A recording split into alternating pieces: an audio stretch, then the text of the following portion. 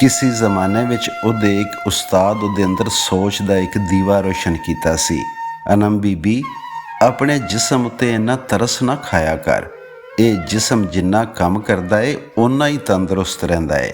ਪੰਜਾਬੀ ਕਹਾਣੀ ਪਹਾੜ ਦੀ ਚੋਟੀ, ਲਿਖਾਰੀ ਨਜਮੁਲ ਹਸਨ ਰਿਜ਼ਵੀ, ਆਵਾਜ਼ ਅਜਮਲ ਸਿਕੰਦਰੀ। ਅੱਜ ਉਹ ਆਪਣੇ ਮੈਡੀਕਲ ਕਾਲਜ ਵਿੱਚ ਕਾਮਯਾਬੀ ਦੇ ਸਭ ਤੋਂ ਉੱਚੇ ਥੜੇ ਤੇ ਖਲੋਤੀ ਸੀ। ਉਹਦੇ ਸਾਹਮਣੇ ਇੱਕ ਡੜਕਾ ਮਾਰਦੀ ਹਯਾਤੀ ਦਾ ਖਿਲਾਰ ਸੀ।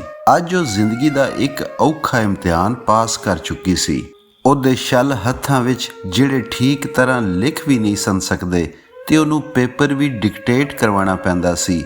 ਉਹਦੀ ਹਯਾਤੀ ਦੀ ਸਾਰੀਆਂ ਨਾਲੋਂ ਵੱਡੀ ਡਿਗਰੀ ਸੀ। ਅਥਰੂ ਉਹਦੀਆਂ ਗੱਲਾਂ ਤੋਂ ਡੜਕ ਕੇ ਥੱਲੇ ਡਿੱਗ ਰਹੇ ਸਨ। ਉਹਦੀ ਜਿੱਤ ਨੂੰ ਕੋਈ ਵੀ ਸੰਗੀ ਬੇਲੀ ਵੇਖਣ ਵਾਲਾ ਨਹੀਂ ਸੀ। ਉਹਦੇ ਭੈਣ ਭਾਈ ਤੇ ਬਹੁਤ ਦੂਰ ਸਨ। ਉਹ ਕੱਲੀ ਵਿਕਟਰੀ ਨਿਸ਼ਾਨ ਉੱਤੇ ਖਲੋਤੀ ਸੀ। ਹਾਂ, ਸੱਚ ਯਾਦ ਆਇਆ, ਉਹ ਖਲੋ ਵੀ ਨਹੀਂ ਸੀ ਸਕਦੀ। ਵੀਲ ਚੇਅਰ ਤੇ ਬੈਠੀ ਸੀ। ਹੌਸਲੇ ਤੇ ਹਿੰਮਤ ਦਾ ਪਹਾੜ ਅੱਜ ਪਹਿਲੀ ਵਾਰ ਚੋ ਪਿਆ ਸੀ ਤੇ ਅੱਖਾਂ ਵਿੱਚੋਂ ਡਿੱਗਣ ਵਾਲੇ ਮੀਂਹ ਦੇ ਝਰਨੇ ਹੋਰ ਤੇਜ਼ ਹੋ ਗਏ ਸਨ। ਉਹ ਨਿਉਣਾ ਚਾਹ ਰਹੀ ਸੀ। ਉਹਨੇ ਤਾਰੀਖ ਤੋਂ ਇਹ ਹੀ ਸਬਕ ਸਿੱਖਿਆ ਸੀ ਕਿ ਵੱਡੇ ਬੰਦੇ ਆਪਣੀ ਸਾਰਿਆਂ ਤੋਂ ਵੱਡੀ ਜਿੱਤ ਉੱਤੇ ਝੁਕ ਜਾਂਦੇ ਨੇ, ਪਰ ਉਹ ਝੁਕ ਵੀ ਨਾ ਸਕੀ। ਭੋਏ ਤੇ ਸਿਰ ਰੱਖ ਕੇ ਸ਼ੁਕਰ ਅਦਾ ਨਾ ਕਰ ਸਕੀ। ਉਹ ਯਾਦ ਨਹੀਂ ਸੀ ਕਰਨਾ ਚਾਹ ਰਹੀ ਕਿ ਉਹਦਾ ਤੇ ਥੱਲੇ ਵਾਲਾ ਧਾੜੀ ਮੁਰਦਾ ਸੀ। ਉਹਦੀ ਗੱਲ ਨਹੀਂ ਸੀ ਮੰਨਦਾ। ਉਹ ਆਪ ਤੇ ਬੇਹਿੱਸ ਨਹੀਂ ਸੀ, ਪਰ ਉਹਦਾ ਜੁੱਸਾ ਬੇਹਿੱਸ ਹੋ ਗਿਆ ਸੀ। ਉਹ ਰੋਣਾ ਨਹੀਂ ਸੀ ਚਾਹ ਰਹੀ, ਪਰ ਅਥਰੂ ਏਡੇ ਸਿਆਣੇ ਨਹੀਂ ਸਨ, ਵਗੀ ਜਾ ਰਹੇ ਸਨ। ਇਹ ਹਿੰਮਤ ਤੇ ਹੌਸਲੇ ਵਾਲੀ ਬੀਬੀ ਵੀਲ ਚੇਅਰ ਉੱਤੇ ਬੈਠੀ ਖੁਸ਼ੀ ਮਨਾਉਣਾ ਚਾਹ ਰਹੀ ਸੀ।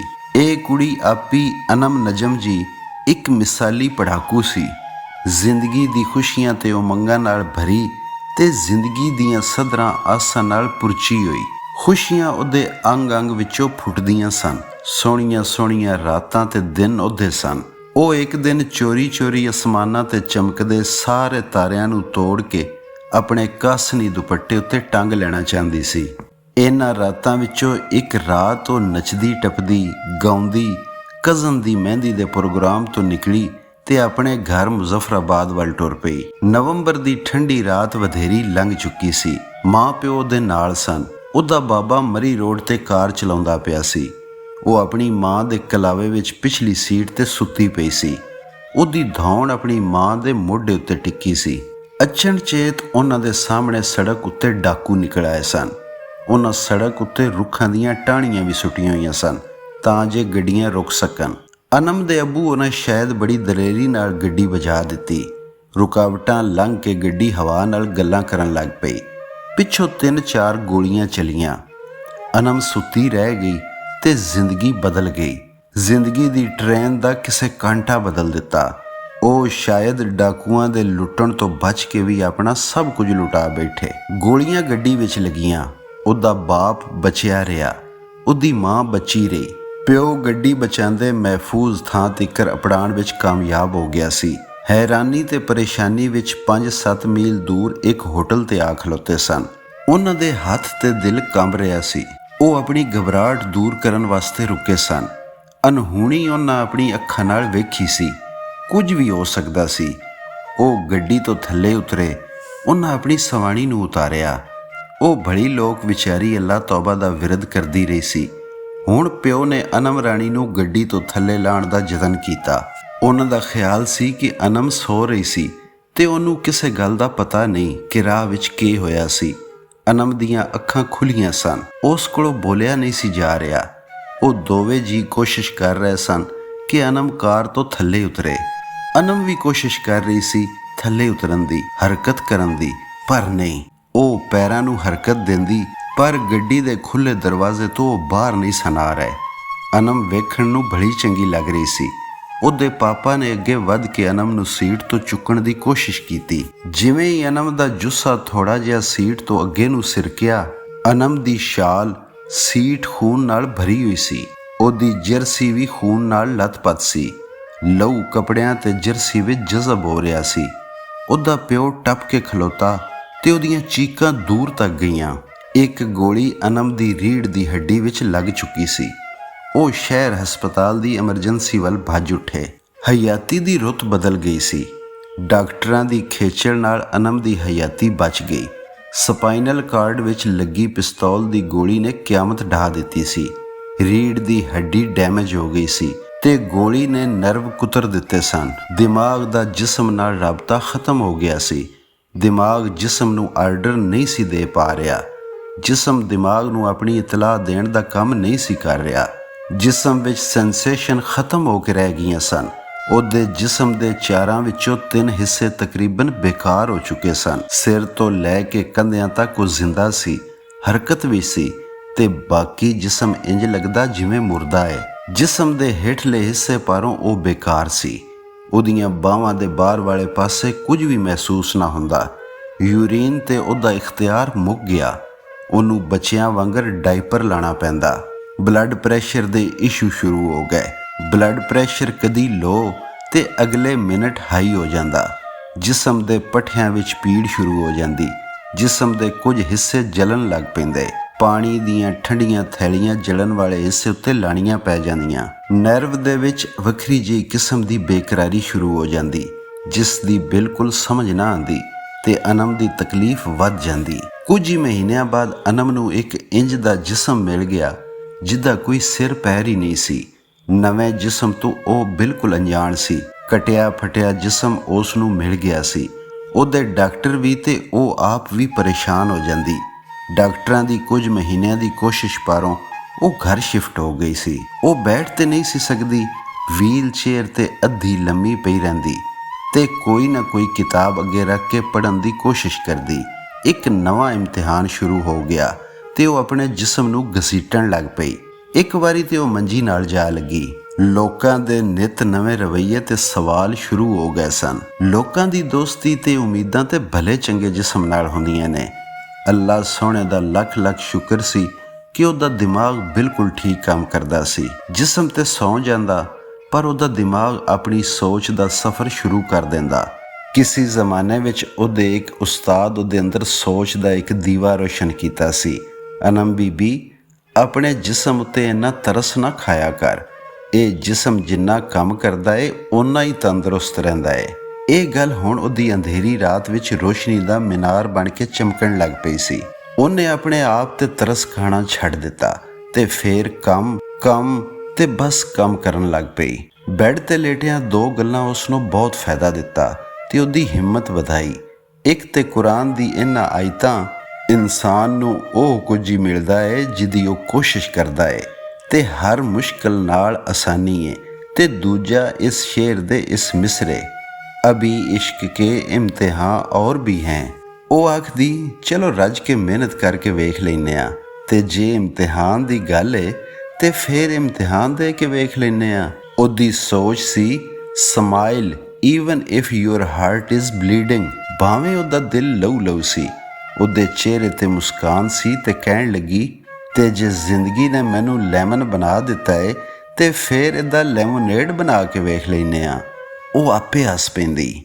ਰੱਬ ਦਾ ਲੱਖ ਲੱਖ ਸ਼ੁਕਰ ਸੀ ਕਿ ਉਹ ਇਸ ਸਾਰੇ ਇਮਤਿਹਾਨ ਵਿੱਚ ਡਿਪਰੈਸ਼ਨ ਵੱਲ ਨਹੀਂ ਸੀ ਗਈ। ਇਸ ਦੀ ਇੱਕ ਵਜ੍ਹਾ ਉਹਦਾ ਅੱਲਾ ਨਾਲ ਗੂੜਾ ਤਾਲੁਕ ਸੀ।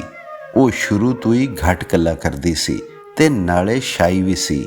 ਉਹਨੂੰ ਵੈਸੇ ਵੀ ਕੁਝ ਹਟ ਕੇ ਕੰਮ ਕਰਨ ਦਾ ਸ਼ੌਕ ਸੀ। ਜਦੋਂ ਮੈਟ੍ਰਿਕ ਦੇ ਇਮਤਿਹਾਨ ਵਿੱਚ ਮਾਈ ਬੈਸਟ ਫਰੈਂਡ ਮਜ਼ਮੂਨ ਆਇਆ ਸੀ ਤੇ ਉਹਨੇ ਅੱਲਾ ਇਜ਼ ਮਾਈ ਬੈਸਟ ਫਰੈਂਡ ਤੇ ਬਰਾਵਾਂ ਮਜ਼ਮੂਨ ਲਿਖ ਮਾਰਿਆ ਸੀ। ਹੁਣ ਜਦੋਂ ਉਹ ਮੰਜੀ ਤੇ ਪਈ, ਅੱਲਾ ਨਾਲ ਉਹਦਾ ਲਗਾਓ ਵੱਧ ਗਿਆ। ਉਸ ਨਾਲ ਗੱਲਾਂ ਕਰਦੀ, ਦਿਲ ਦੀਆਂ ਗੱਲਾਂ। ਕਦੀ ਕਦੀ ਤੇ ਅੱਖਰਾਂ ਤੋਂ ਬਾਅਦ ਵੀ ਗੱਲਾਂ ਆਉਂਦੀਆਂ। ਕਦੀ ਤੇ ਉਹਦੇ ਹੋਂਠਾਂ ਤੇ ਇਹ ਗੱਲ ਵੀ ਆ ਜਾਂਦੀ, I miss you my Lord. ਕਦੀ ਕਦੀ ਤੇ ਉਹ ਆਪਣੇ ਸੋਹਣੇ ਰੱਬ ਦੇ ਨਾਲ ਝੂਠੀ ਮੂਠੀ ਲੜਾਈ ਵੀ ਕਰ ਲੈਂਦੀ। ਕੁਝ ਦੇਰ ਨਾਰਾਜ਼ ਰਹਿੰਦੀ, ਫਿਰ ਆਪੇ ਹੀ ਸੁਲ੍ਹਾ ਕਰ ਲੈਂਦੀ। ਕਦੀ ਕਦੀ ਉਹਨੂੰ ਆਪਣੇ ਦੁਆਲੇ ਕਿਸੇ ਦੇ ਹੋਣ ਦਾ ਝੋਲਾ ਵੀ ਪੈਂਦਾ। ਵੱਖਰੀ ਗੱਲ ਸੀ ਜੇ ਵਿਖਾਲੀ ਨਾ ਦੇਣ ਵਾਲਾ ਉਹਦੇ ਬਹੁਤ ਨੇੜੇ ਹੁੰਦਾ। ਉਹ ਉਸ ਦੀ ਪ੍ਰੈਜ਼ੈਂਸ ਨੂੰ ਆਪਣੇ ਕੋਲ ਫੀਲ ਕਰਦੀ। ਵਧੀਆ ਗੱਲ ਸੀ ਕਿ ਅਨਮ ਨੇ ਆਪਣੇ ਇਸ ਔਖੇ ਦੌਰ ਵਿੱਚ ਕਦੀ ਵੀ ਅੱਲਾ ਦਾ ਗਿਲਾ ਨਹੀਂ ਸੀ ਕੀਤਾ।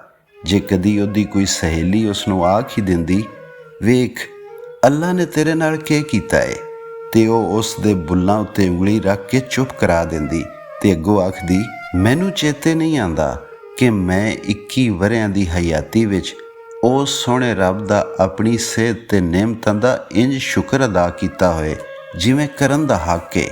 ਹੁਣ ਇਨਸਾਫ ਤੇ ਅਦਲ ਦਾ ਤਕਾਜ਼ਾ ਏ ਜੇ ਮੈਂ ਇਸ ਬਿਮਾਰੀ ਵਿੱਚ ਘੱਟੋ ਘੱਟ 21 ਵਰ੍ਹੇ ਤੇ ਉਹਦਾ ਗਿਲਾ ਨਾ ਕਰਾਂ, ਜਿਹਨੇ ਮੇਰੇ ਜੰਮਣ ਤੋਂ ਪਹਿਲੇ ਮੈਨੂੰ ਹਰ ਸ਼ੈ ਦੇ ਛੱਡੀ ਸੀ।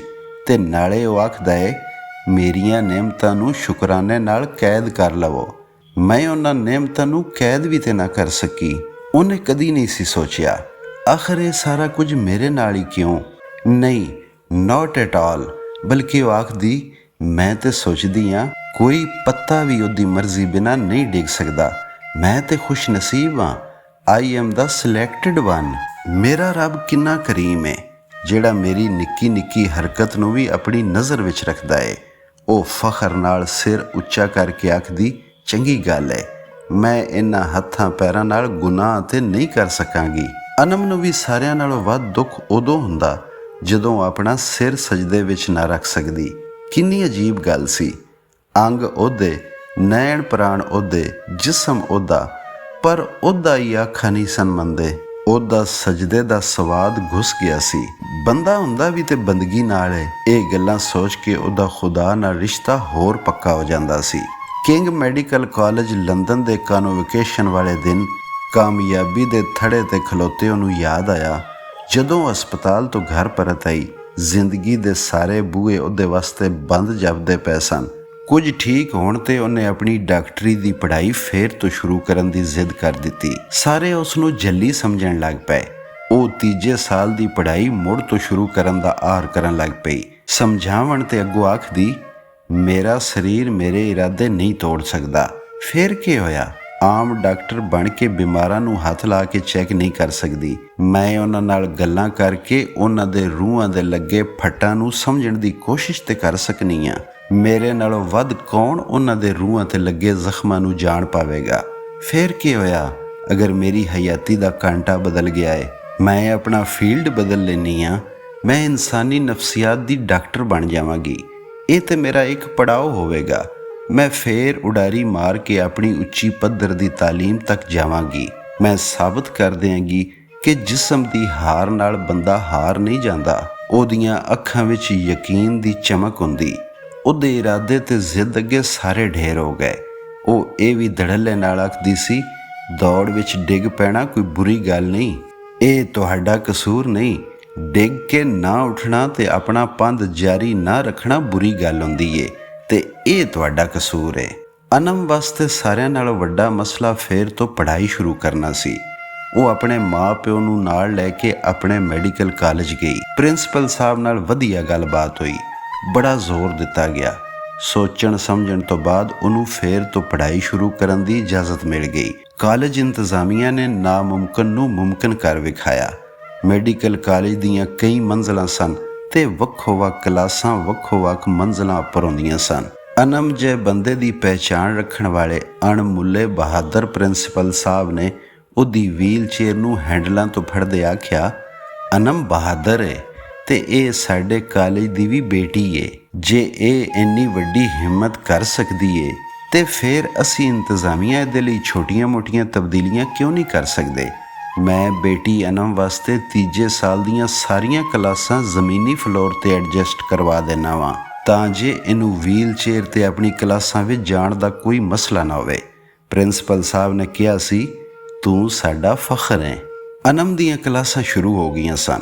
ਉਸ ਨੂੰ ਘਰੋਂ ਕਾਲਜ ਤੇ ਫਿਰ ਵੀਲ ਚੇਅਰ ਉੱਤੇ ਕਲਾਸਾਂ ਤੱਕ ਅਪੜਾਉਣਾ ਜਾਨ ਜੋਖਾਂ ਦਾ ਕੰਮ ਸੀ।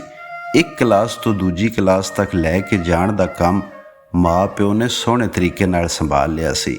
ਕਈ ਵਾਰੀ ਤੇ ਕਾਲਜ ਦੇ ਸਟੂਡੈਂਟ ਇਹ ਕੰਮ ਇਬਾਦਤ ਤੇ ਫਖਰ ਸਮਝ ਕੇ ਕਰਨ ਲੱਗ ਪਏ। ਜ਼ਿੰਦਗੀ ਦਾ ਸਾਰਿਆਂ ਨਾਲੋਂ ਔਖਾ ਕੰਮ ਸ਼ੁਰੂ ਹੋ ਗਿਆ ਸੀ। ਵੱਡੇ ਦਿਲ ਗੁਰਦੇ ਵਾਲੇ ਲੋਕ ਹੀ ਇਹੋ ਜਿਹੇ ਹਾਲਾਤਾਂ ਦਾ ਸਾਹਮਣਾ ਕਰਦੇ ਆਏ ਸਨ। ਅਨਮ ਦੇ ਹੱਥਾਂ ਦੀ ਥੈਰੇਪੀ ਵੀ ਨਾਲ ਹੁੰਦੀ ਰਹਿੰਦੀ ਸੀ। ਲਗਾਤਾਰ ਕੋਸ਼ਿਸ਼ਾਂ ਨਾਲ ਉਹ ਇੰਨੀ ਹੋ ਚੱਲੀ ਸੀ ਕਿ ਹੱਥ ਦੀ ਮੁੜੀ ਹਥੇਲੀ ਵਿੱਚ ਪੈਨਸਲ ਰੱਖ ਕੇ ਰਬੜ ਬੈਂਡ ਚੜਾ ਦਿੱਤੀ ਜਾਂਦੀ ਸੀ। ਉਹ ਮੁੜੀ ਹਥੇਲੀ ਨਾਲ ਕਲਾਸ ਵਿੱਚ ਕੁਝ ਨਾ ਕੁਝ ਲਿਖਣ ਲੱਗ ਪਈ। ਉਹ ਲੈਕਚਰ ਮੋਬਾਈਲ ਵਿੱਚ ਰਿਕਾਰਡ ਵੀ ਕਰ ਲੈਂਦੀ ਸੀ। ਸਾਰਿਆਂ ਨਾਲੋਂ ਵੱਡੀ ਔਕੜ ਉਹਦਾ ਡਾਇਪਰ ਵਿੱਚ ਕਾਲਜ ਆਉਣਾ ਸੀ। ਤੇ ਕਦੀ-ਕਦੀ ਉਹਨੂੰ ਕਾਲਜ ਵਿੱਚ ਹੀ ਡਾਈਪਰ ਨੂੰ ਬਦਲਣਾ ਵੀ ਪੈ ਜਾਂਦਾ ਸੀ। ਖਾਣਾ ਖਾਂਦਿਆਂ ਚਮਚ ਨੂੰ ਉਂਗਲੀਆਂ ਨਾਲ ਫੜਨਾ ਵਾਹ ਮੁਸ਼ਕਲ ਹੋ ਜਾਂਦਾ, ਤੇ ਜੇ ਬੜੀ ਕੋਸ਼ਿਸ਼ਾਂ ਨਾਲ ਉਹ ਇਹ ਕੰਮ ਕਰ ਵੀ ਲੈਂਦੀ ਤਾਂ ਰੋਟੀ ਦੀਆਂ ਨਿੱਕੀਆਂ-ਨਿੱਕੀਆਂ ਬੁਰਕੀਆਂ ਕਰਨਾ ਔਖਾ ਕੰਮ ਸੀ। ਉਹਦੀ ਮਾਂ ਅੱਗੇ ਵੱਧ ਕੇ ਇਹ ਕੰਮ ਉਹਦੇ ਲਈ ਸੌਖਾ ਕਰ ਦਿੰਦੀ। ਅਨਮ ਦੀ ਪੜ੍ਹਾਈ ਵਿੱਚ ਵੀ ਨਿਖਾਰ ਆਉਣਾ ਸ਼ੁਰੂ ਹੋ ਗਿਆ ਸੀ। ਆਪਣੇ ਆਪ ਤੇ ਉਹਦਾ ਇਤਮਾਦ ਵੀ ਵੱਧਦਾ ਜਾ ਰਿਹਾ ਸੀ। ਉਹ ਮਹਿਸੂਸ ਕਰਨ ਲੱਗ ਪਈ ਕਿ ਅੱਲਾ ਦੇ ਇਨਾਮਾਂ ਦਾ ਮੀਂਹ ਉਹਦੇ ਉੱਤੇ ਵਸਣਾ ਸ਼ੁਰੂ ਹੋ ਗਿਆ ਸੀ। ਅੱਲਾ ਪਾਕ ਜਦੋਂ ਕਿਸੇ ਕੋਲੋਂ ਕੋਈ ਸ਼ੈ ਵਾਪਸ ਲੈ ਕੇ ਇਮਤਿਹਾਨ ਲੈਂਦਾ ਹੈ ਤੇ ਫਿਰ ਉਹਦੇ ਬਦਲੇ ਉਹਨੂੰ ਕਈ ਹੋਰ ਖੂਬੀਆਂ ਨਾਲ ਨਿਵਾਜ਼ ਦਿੰਦਾ ਹੈ। ਕਈ ਹੋਰ ਤਾਕਤਾਂ ਉਹਦੇ ਅੰਦਰੋਂ ਫੁੱਟਣ ਲੱਗ ਪੈਂਦੀਆਂ ਨੇ। ਉਹ ਇਸ ਗੱਲ ਨੂੰ ਮਹਿਸੂਸ ਕਰਨ ਲੱਗ ਪਈ। ਭਾਵੇਂ ਹੱਥਾਂ ਦੀ ਪਕੜ ਤੇ ਹਾਲੇ ਨਾ ਵੱਧੀ ਸੀ, ਪਰ ਜ਼ਹਿਨ ਦੀ ਪਕੜ ਕਈ ਗੁਣਾ ਵੱਧ ਗਈ ਸੀ। ਅੱਲਾ ਪਾਕ ਨੇ ਅਨਮ ਦੀ ਜ਼ਹਿਨੀ ਖੂਬੀ ਵਿੱਚ ਵਾਧਾ ਕਰ ਛੱਡਿਆ ਸੀ। ਉਹ ਇੱਕ ਵਾਰ ਕੋਈ ਇਬਾਰਤ ਪੜ੍ਹ ਲੈਂਦੀ ਤਾਂ ਉਹ ਉਹਨੂੰ ਯਾਦ ਹੋ ਜਾਂਦੀ ਸੀ। ਉਹ ਦੂਜੀ ਵਾਰੀ ਪੜ੍ਹ ਕੇ ਕਨਫਰਮ ਕਰ ਲੈਂਦੀ ਕਿ ਉਹ ਪੈਰਾਗ੍ਰਾਫ ਉਸ ਨੂੰ ਯਾਦ ਹੋ ਗਿਆ ਹੈ। ਲੋਕਾਂ ਦਾ ਲਮਸ ਉਸ ਨੂੰ ਯਾਦ ਰਹਿ ਜਾਂਦਾ। ਲੋਕਾਂ ਦੇ ਲਹਿਜੇ ਉਹਦੇ ਦਿਮਾਗ ਵਿੱਚ ਅਣਭੁੱਲੇ ਹੋ ਜਾਂਦੇ ਤੇ ਦਿਮਾਗ ਦੇ ਵੱਖੋ-ਵੱਖ ਖਾਨਿਆਂ ਦੇ ਵਿੱਚ ਕੈਦ ਹੋ ਜਾਂਦੇ। ਉਹ ਇਸ ਛੋਟੀ ਉਮਰੇ ਜ਼ਿੰਦਗੀ ਦੇ ਇਸ ਸਕੂਲ ਵਿੱਚੋਂ ਉਹ ਕੁਝ ਸਿੱਖ ਚੁੱਕੀ ਸੀ ਜਿਹੜੇ ਲੋਕੀ ਸਾਰੀ ਉਮਰ ਦੀ ਰਿਆਜ਼ਤ ਬਾਦੋਂ ਵੀ ਨਾ ਸਿੱਖ ਪਾਉਂਦੇ ਸਨ। ਉਹਨੇ ਜ਼ਿੰਦਗੀ ਨਾਲ ਕੰਪਰੋਮਾਈਜ਼ ਕਰ ਲਿਆ ਸੀ। ਉਹ ਜਾਣ ਗਈ ਸੀ ਕਿ ਜ਼ਿੰਦਗੀ ਦੀ ਅਸਲ ਖੂਬਸੂਰਤੀ ਇਸ ਵਿੱਚ ਨਹੀਂ ਸੀ ਕਿ ਜੋ ਨਹੀਂ ਮਿਲਿਆ ਉਸ ਨੂੰ ਯਾਦ ਕੀਤਾ ਜਾਵੇ ਤੇ ਬਚ ਜਾਣ ਵਾਲੀ ਜ਼ਿੰਦਗੀ ਪਛਤਾਵੇ ਵਿੱਚ ਗੁਜ਼ਾਰ ਦਿੱਤੀ ਜਾਵੇ, ਬਲਕਿ ਅਸਲ ਜ਼ਿੰਦਗੀ ਤੇ ਇਹ ਵੇ ਕਿ ਜੋ ਬਚ ਗਿਆ ਹੈ, ਜੋ ਤੁਹਾਡੇ ਕੋਲ ਹੈ, ਉਸ ਨੂੰ ਕਿਵੇਂ ਸੋਹਣੇ ਢੰਗ ਨਾਲ ਵਰਤਿਆ ਜਾਵੇ। ਜਦੋਂ ਉਹਦੀ ਮਾਂ ਉਹਦੇ ਨਾਲ ਸਾਏ ਦੀ ਤਰ੍ਹਾਂ ਰਹਿੰਦੀ, ਹਰ ਪਲ ਉਹਦੀ ਮਦਦ ਕਰਦੀ, ਉਹਦਾ ਭਲਾ ਸੋਚਦੀ, ਨਾ ਥਕੇਵਾਂ ਨਾ ਬੋਰੀਅਤ, ਤੇ ਉਸ ਵੇਲੇ ਉਹਨੂੰ ਅਹਿਸਾਸ ਹੁੰਦਾ ਮਾਂ ਤੇ ਖੁਦਾ ਦੋਵੇਂ ਹੀ ਬੰਦੇ ਨਾਲ ਕਿੰਨਾ ਪਿਆਰ ਕਰਦੇ ਨੇ। ਉਹ ਸੋਹਣਾ ਰੱਬ ਜਿਹੜਾ ਚਾਹਵੇ ਤੇ ਮਿੱਟੀ ਤੋਂ ਆਦਮ ਵਰਗਾ ਨਬੀ ਪੈਦਾ ਕਰ ਸਕਦਾ ਹੈ। ਆਪਣੇ ਆਪ ਨੂੰ ਖਾਲਕ ਅਖਵਾ ਕੇ ਕਿੰਨਾ ਫਖਰ ਮਹਿਸੂਸ ਕਰਦਾ ਹੈ। ਆਪਣੇ ਖਾਲਕ ਉੱਤੇ ਉਹਨੂੰ ਫਖਰ ਮਹਿਸੂਸ ਹੋਣ ਲੱਗ ਪੈਂਦਾ। ਅਨਮ ਦੀ ਮੈਡੀਕਲ ਦੀ ਤਾਲੀਮ ਪੂਰੀ ਹੋ ਗਈ ਸੀ। ਉਹਨੇ ਡੈਸਟੀਨੇਸ਼ਨ ਨਾਲ ਆਪਣੀ MBBS ਦੀ ਡਿਗਰੀ ਹਾਸਲ ਕੀਤੀ। ਉਹ ਪੜ੍ਹਾਰ ਜਿਹੜੇ ਉਹਦੇ ਉੱਤੇ ਤਰਸ ਖਾਂਦੇ ਸਨ, ਉਹਦੇ ਨਾਲ ਦੋਸਤੀ ਤੇ ਫਖਰ ਮਹਿਸੂਸ ਕਰਨ ਲੱਗ ਪਏ। MBBS ਦੀ ਡਿਗਰੀ ਦੇ ਬਾਅਦ ਉਹਦੀ ਹਾਊਸ ਜੌਬ ਸ਼ੁਰੂ ਹੋ ਗਈ ਸੀ। ਉਹਨੇ ਬੜੀ ਮਿਹਨਤ ਨਾਲ ਆਪਣੀ ਹਾਊਸ ਜੌਬ ਦਾ ਵਕਤ ਗੁਜ਼ਾਰਿਆ। ਉਹਦੀ ਮਿਹਨਤ ਰੰਗ ਲਿਆਈ ਤੇ ਅੱਲਾ ਦਾ ਕਰਮ ਹੋਇਆ। ਸੀਟਾਂ ਆਈਆਂ ਤੇ ਮੁਜ਼ੱਫਰਾਬਾਦ ਦੇ ਸਾਰਿਆਂ ਨਾਲੋਂ ਵਧੀਆ ਤੇ ਵੱਡੇ ਮੈਡੀਕਲ ਕਾਲਜ ਵਿੱਚ ਉਹਦੀ ਸਿਲੈਕਸ਼ਨ ਹੋ ਗਈ। 2 ਸਾਲ ਉਹਨੇ ਉੱਥੇ ਖੂਬ ਮਿਹਨਤ ਕੀਤੀ। ਉਹਨੇ ਨੋਟ ਕੀਤਾ ਕਿ ਮਰੀਜ਼ ਉਹਦੇ ਤੋਂ ਬਹੁਤ ਇੰਸਪਾਇਰ ਹੁੰਦੇ ਤੇ ਆਪਣੀਆਂ ਮੁਸੀਬਤਾਂ ਨੂੰ ਡਾਕਟਰ ਅਨਮ ਦੀ ਮੁਸੀਬਤਾਂ ਦੇ ਸਾਹਮਣੇ ਬੋਨਾ ਹੁੰਦਿਆਂ ਵੇਖਦੇ। ਉਹਨੂੰ ਬੜੀ ਖੁਸ਼ੀ ਹੁੰਦੀ ਤੇ ਉਹਦੀ ਅੱਗੇ ਵਧਣ ਦੀ ਸਿੱਖ ਹੋਰ ਵੱਧ ਜਾਂਦੀ। ਇਲਮ ਦੀ ਪਿਆਸ ਵੀ ਵੱਖਰੀ ਜਿਹੀ ਪਿਆਸ ਹੁੰਦੀ ਏ। ਇਹ ਜ਼ਿਆਦਾ ਇਲਮ ਨਾਲ ਵੱਧਦੀ ਹੀ ਜਾਂਦੀ ਏ। ਇਸ ਤਰੇ ਨੂੰ ਬਸ ਚੋਖਾ ਇਲਮ ਹੀ ਘੱਟ ਕਰ ਸਕਦਾ ਏ। ਉਹਦੀ ਇਲਮ ਦੀ ਤਰੇ ਹੋਰ ਵੱਧ ਗਈ ਸੀ। ਉਸ ਸੈਕਟਰੀ ਦੀ ਖੁਸੂਸੀ ਪੜ੍ਹਾਈ ਸ਼ੁਰੂ ਕਰ ਦਿੱਤੀ ਸੀ। ਉਹਨੇ ਇੱਕ ਨਵੀਂ ਜੰਗ ਛੇੜ ਦਿੱਤੀ ਸੀ। ਉਹ ਯਕੀਨ ਰੱਖਦੀ ਸੀ ਕਿ ਦੁਨੀਆ ਦੀ ਹਰ ਜੰਗ ਜਨੂਨ, ਪੈਸ਼ਨ ਤੇ ਈਮਾਨ ਨਾਲ ਜਿੱਤੀ ਜਾ ਸਕਦੀ ਏ। ਉਹ ਚਾਹੁੰਦੀ ਜੇ ਉਹ ਜਿਸਮਾਨੀ ਤੌਰ ਦੂਸਰਿਆਂ 'ਤੇ ਡਿਪੈਂਡੈਂਟ ਹੋ ਗਈ ਤੇ ਉਹ ਹੁਣ ਮੁਆਸ਼ੀ ਤੌਰ 'ਤੇ ਇੰਡੀਪੈਂਡੈਂਟ ਹੋ ਜਾਵੇ। ਜ਼ਿੰਦਗੀ ਦਾ ਇਹ ਪੱਖ ਉਹਦਾ ਸਟਰੋਂਗ ਹੋ ਜਾਵੇ।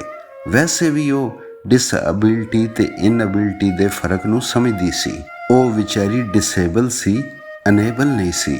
ਉਹਨਾਂ ਦਿਨਾਂ ਵਿੱਚ ਕਿੰਗ ਮੈਡੀਕਲ ਕਾਲਜ ਲੰਦਨ ਵਿੱਚ ਸੈਕਟਰੀ ਦੇ ਮਾਸਟਰ ਵਿੱਚ ਦਾਖਲੇ ਸ਼ੁਰੂ ਹੋਣ ਲੱਗ ਪਏ। ਅੱਛੀ ਤਾਲੀਮ ਹਾਸਲ ਕਰਨ ਦਾ ਇੱਕ ਚੰਗਾ ਮੌਕਾ ਸੀ। ਅਨਮ ਨੇ ਇਹਦੇ ਵਿੱਚ ਆਪਣੀਆਂ ਕੋਸ਼ਿਸ਼ਾਂ ਤੇਜ਼ ਕਰ ਦਿੱਤੀਆਂ। ਉਹਦੀਆਂ ਕੋਸ਼ਿਸ਼ਾਂ ਨਾਲ ਉਹਨੂੰ ਸਕਾਲਰਸ਼ਿਪ ਮਿਲ ਗਿਆ ਸੀ।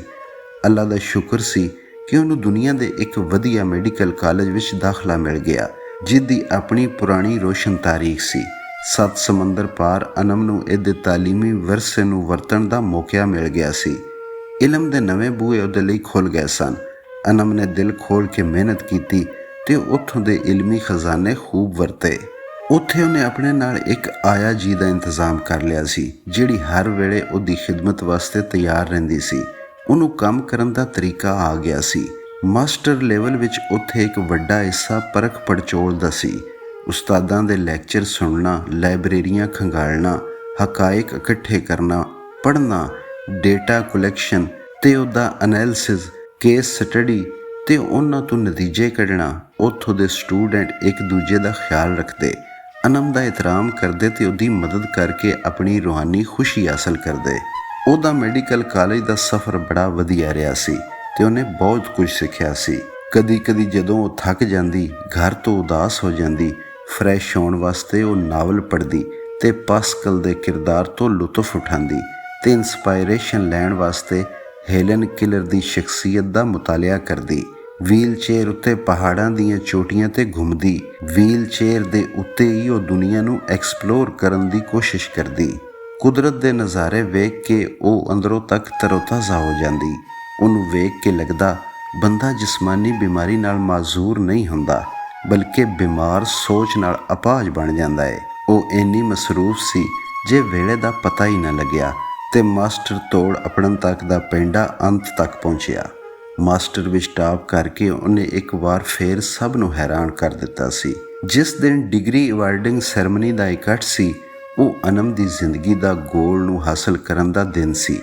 ਕਿੰਗਜ਼ ਮੈਡੀਕਲ ਕਾਲਜ ਲੰਦਨ ਦੇ ਹਜ਼ਾਰਾਂ ਤਾਲਬ ਇਲਮਾਂ ਦੀ ਮੌਜੂਦਗੀ ਵਿੱਚ ਉਹ ਵਿਕਟਰੀ ਦੇ ਚਬੂਤਰੇ 'ਤੇ ਆ ਖਲੋਤੀ ਸੀ। ਉਹਨੂੰ ਇੰਜ ਲੱਗਦਾ ਸੀ ਜਿਵੇਂ ਉਹ ਅੱਜ ਕਾਮਯਾਬੀ ਦੇ ਪਹਾੜ ਦੀ ਚੋਟੀ 'ਤੇ ਜਾ ਖਲੋਤੀ ਏ। ਉਹਨੂੰ ਆਪਣੇ ਉਸਤਾਦਾਂ ਉੱਤੇ, ਮਾਂ ਪਿਓ, ਭੈਣ ਭਰਾਵਾਂ ਤੇ ਆਪਣੇ ਕਲਾਸ ਫੈਲੋ ਉੱਤੇ ਗਰਵ ਸੀ। ਫਖਰ ਨਾਲ ਉਹਦਾ ਸਿਰ ਬੁਲੰਦ ਹੋ ਰਿਹਾ ਸੀ ਤੇ ਫਖਰ ਸੀ ਉਸ ਨੂੰ ਸੋਹਣੇ ਰੱਬ ਉੱਤੇ ਜਿਹਨੇ ਉਹਨੂੰ ਕਦੀ ਇਕੱਲਿਆਂ ਨਹੀਂ ਸੀ ਛੱਡਿਆ।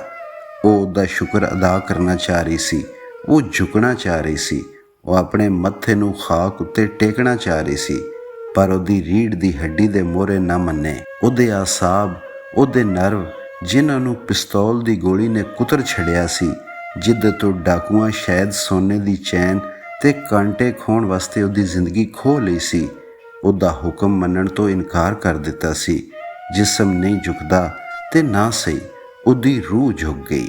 ਸਿਰਫ ਜਿਸਮ ਨਾਲ ਕੀ ਹੁੰਦਾ ਏ, ਫੇਰ ਕੀ ਹੋਇਆ? ਸਿਰਫ ਜਿਸਮ ਨਾਲ ਥੋੜਾ ਹੁੰਦਾ ਏ ਬੰਦਾ, ਰੂਹ ਵੀ ਤੇ ਹੈ ਜਿਹੜੀ ਬੜੀ ਤਗੜੀ ਹੁੰਦੀ ਏ, ਉਹ ਸੋਚਦੀ ਰਹੀ। ਉਹਦੇ ਅਥਰੂਆਂ ਨੇ ਜ਼ਮੀਨ ਤੇ ਡਿੱਗ ਕੇ ਸ਼ੁਕਰ ਅਦਾ ਕਰ ਦਿੱਤਾ।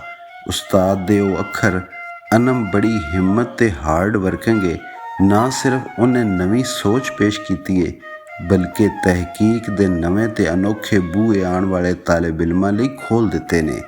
ਇਹ ਅੱਖਰ ਅਨਮ ਦੇ ਕੰਨਾਂ ਵਿੱਚ ਰਸ ਘੋਲ ਰਹੇ ਸਨ। ਉਹਦੇ ਉਸਤਾਦ ਖੁਸ਼ ਹੋ ਰਹੇ ਸਨ, ਉਹਦੇ ਨਾਲ ਫੋਟੋ ਖਿਚਵਾ ਰਹੇ ਸਨ। ਉਹਦੇ ਕਲਾਸ ਫੈਲੋ ਗਾਊਨ ਪਾਏ ਤੇ ਟੋਪੀਆਂ ਪਾਏ ਹੱਲਾ ਗੁੱਲਾ ਕਰ ਰਹੇ ਸਨ। ਅਨਮ ਦੀਆਂ ਗੱਲਾਂ ਉੱਤੇ ਅਥਰੂ ਸਨ, ਪਰ ਬੁੱਲ੍ਹਾਂ ਉੱਤੇ ਖੁਸ਼ੀਆਂ ਗਿੱਧਾ ਪਾ ਰਹੀਆਂ ਸਨ।